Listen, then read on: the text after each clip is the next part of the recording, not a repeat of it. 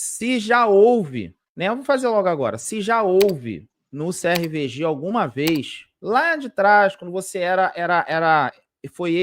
já foi do jurídico do Vasco, se já houve para colocar no estatuto a responsabilização no CPF do integrante da comissão como é que se diz? Do presidente de toda a gestão administrativa. Se já houve isso alguma vez? Bom, então, foi bastante pertinente a pergunta, e aqui eu acho que retrata até um pouco do que o César falou sobre essa questão de fragmentação e oportunismo político que circunda o Vasco há alguns anos, propositalmente, muito em torno daquele que elegeram o vilão, elegeram o vilão para sabotar o Vasco em nome de uma sabotagem ao CPF do ex-presidente, que talvez não, com certeza foi o maior dirigente esportivo desse clube. Mas, e aí, voltando aqui à sua pergunta, no triênio 2018-2020, exatamente o triênio imediatamente anterior à assunção do Salgado ao cargo, houve um projeto de reforma de estatuto,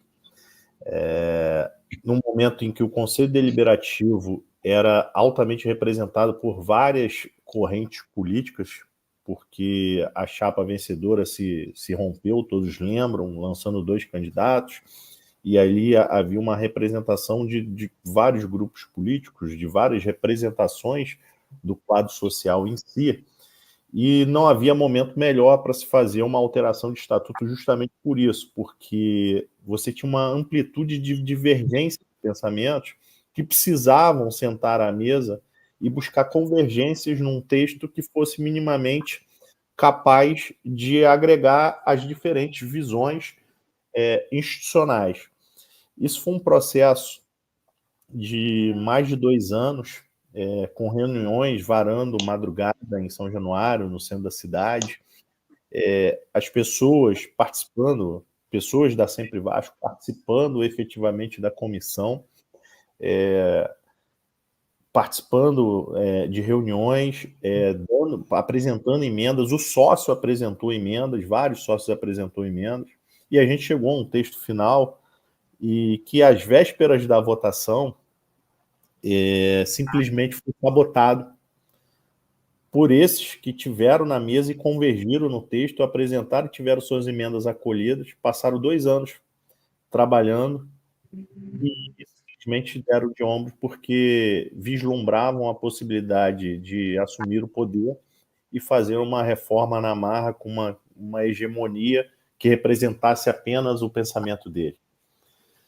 Naquele texto, na ocasião, foi um capítulo em que nós inserimos, a partir de uma emenda nossa, desse campo de oposição, de responsabilização do gestor da diretoria administrativa, não só da diretoria administrativa, do dirigente, lato sensu, dirigente todo aquele que não só de direito, mas de fato também tenha a capacidade de tomar decisões que importem na malversação do patrimônio, em responsabilidade fiscal patrimonial por parte do clube.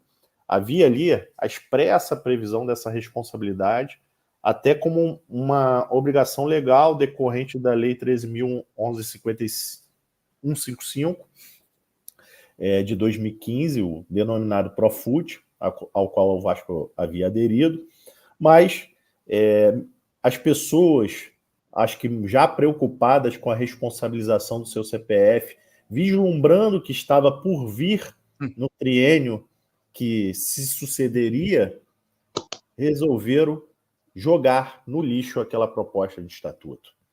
Talvez se a gente tivesse aprovado-a como estava, pudesse, ou não, mas teríamos alguns mecanismos de responsabilização mais objetivos e que pudesse, talvez, inibir tamanho atentado que fizeram com o Vasco da Gama.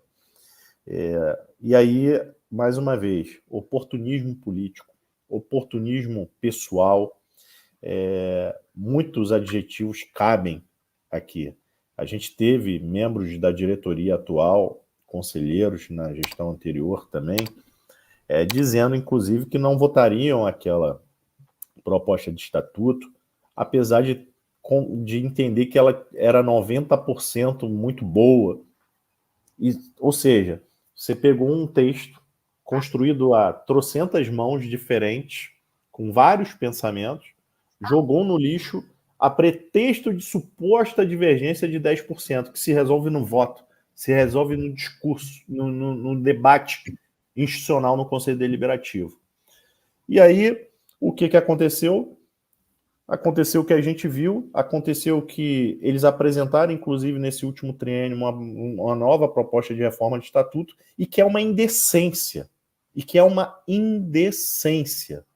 Uma indecência porque cerca de 1/3 desse estatuto, dessa proposta de estatuto, que acabou sendo reprovada pela nulidade e ilegalidade que eles cometeram, através do Conselho de Benemérito, numa ação judicial, 1/3 dessa proposta de estatuto é perseguição. É para calar o vascaíno. Vejam, um clube forjado em raízes democráticas, um clube que se orgulha da sua formação democrática, estava trazendo para o seu estatuto, para a sua constituição, uma persecução de absolutismo, que a diretoria dissesse, julgasse ser verdade ou mentira, ela poderia excluir, caçar, inclusive canais de youtuber, por exemplo. Eu lembro assim, muito bem disso. Então, eu atuei ali na assessoria jurídica do Conselho de Beneméritos na ocasião. A gente foi feliz na ação, conseguiu uma liminar para vetar aquele absurdo. E hoje a gente vai ter a oportunidade, espero eu, de voltar a debater tudo isso. Mas, de antemão, queria dar um alento, apesar de não estar isso no estatuto, a legislação prevê, por N mecanismos, a possibilidade de responsabilização desses dirigentes, que nos levaram a esse buraco irresponsavelmente e, quiçá, com interesse pessoal diretamente envolvido. Que eu não conheço o contrato, não tive a oportunidade de lê-lo, lamentavelmente, assim como a maioria esmagadora da torcida do Vasco, do sócio do Vasco, mas já ouvi dizer que tamanho atentado à instituição que só pode ter sido promovido por quem conhecia os meandros e as forças e fraquezas do Vasco, passando para o balcão do lado de lá. Então, realmente, espero que a gente leve muito a sério essa investigação e que puna os responsáveis no CPF, inclusive com ação de responsabilidade civil, patrimonial e criminal de todos os envolvidos, caso efetivamente comprovado. Antes de eu passar para os amigos, só mais uma pergunta, né? Só para complementar essa. O Salgado, me desculpa, para mim ele nunca foi presidente do Vasco. Nunca foi, eu sempre falo isso, nunca foi. Mas ele só está ali por um detalhe de um artifício que ele fez naquele dia daquela eleição. Mas, atualmente, com esse balanço, algumas coisas demonstradas ali, as ações em relação a essas comissões, ele pode ser responsabilizado com expulsão, civilmente e criminalmente? Sim, não só ele, como todo aquele que for comprovado qualquer desvio de conduta e ação de responsabilidade. Você pode ter a expulsão num processo administrativo contraditório, ampla defesa, que vai ser julgado pelo Conselho Deliberativo e aí ter a sua sanção. Isso não exclui eventual ação indenizatória de ressarcimento aos danos concretizados, efetivamente concretizados por ação de responsabilidade dele, por culpa ou dolo, e, claro, sim, criminalmente. Agora, tudo vai depender do que for apurado, e aí eu gostaria aqui até de me aprofundar um pouquinho mais, pedindo licença para vocês, eu já falei bastante, Mas o que a gente criticou na formação da comissão recentemente constituída para apuração desses contratos, dos embrólios envolvendo essa questão da SAF com a 7777, foi exatamente a falta de diálogo. É claro, e o Estatuto prevê isso, que é a competência do presidente do Conselho Deliberativo a indicação dos nomes que compõem essa comissão. Isso não há dúvida, e ninguém pode retirar isso. O Estatuto é soberano nesse sentido. Acontece que, historicamente, nessas comissões, o César está aqui, é membro nato do Conselho Deliberativo, sabe muito bem disso, acompanha por muitos anos.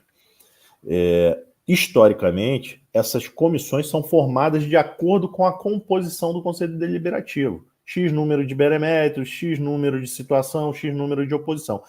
E, evidentemente, que cada representado indica o seu representante. A oposição chega num diálogo entre seus 30, quem vai ser? Vai ser o Levin, vai ser o Léo, vai ser o Pedro, vai ser o José, vai ser o André, vai ser... Situação, o presidente do Conselho Deliberativo, o membro que vai representar essa parcela aqui é o Zezinho. Vem o benemérito e faz a mesma coisa. Com o presidente do Conselho de Benemérito, dialoga lá internamente, vai ser o Joaquim. E a situação da mesma maneira. Isso, porém, não foi o que se viu no caso. Houve uma indicação unilateral de um dos membros eleitos da oposição, da chapa de oposição, é verdade, mas que efetivamente não representam um pensamento e uma convergência desse campo de oposição.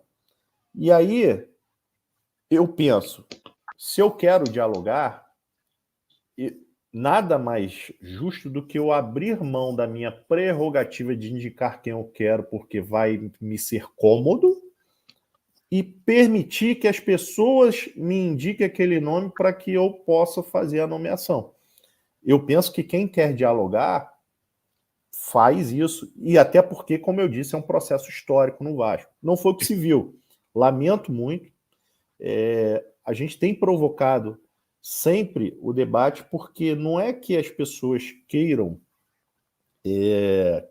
participar de comissão por rótulo. Assim, eu tenho muito menos participação de longevidade do que o Amâncio César, mas já tem um tempo de política do Vasco, assim, e não é o cargo de estar sentado numa cadeira de comissão ou no próprio Conselho Deliberativo que vai me dar alguma coisa, não é isso. A gente quer participar de uma construção para o Vasco.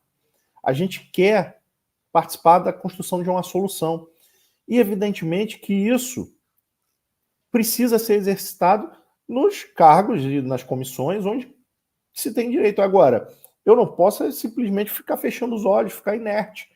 Eu acho que o conselheiro ele tem o munus e o dever de buscar essa participação. E é o que a oposição tem buscado. Para dialogar, a gente precisa efetivamente conhecer e se aprofundar naquilo que foi feito. E eu acho que é pedra fundamental. Acho que a gente tem duas pedras fundamentais para buscar uma solução no Vasco, inclusive envolvendo pacificação. A história do Vasco mostra que nos seus maiores obstáculos, inclusive como é esse, talvez se não o maior, certamente um dos maiores, o vascaíno consegue se unir e consegue suplantar, consegue enfrentá-lo. Mas, claro, que não é com imposição, não é com uma linha hegemônica, não. É com construção, diálogo e visão institucional. Isso é um dado básico. Segundo, que eu acho que isso a gente só vai conseguir com transparência, com conhecimento amplo do que foi feito, isso é inegociável, e que o Vasco volte a ser do vascaíno, ainda que sob modelo SAF, com respeito e com o Vasco, o Clube de Regatas Vasco da Gama, sendo dono do seu domínio, dentro do seu negócio, de modo que possa não se colocar numa situação como a gente vê hoje, de extrema fragilidade e que coloca em xeque a sua existência, a continuidade das atividades do Clube de Regatas Vasco da Gama. Isso é muito grave.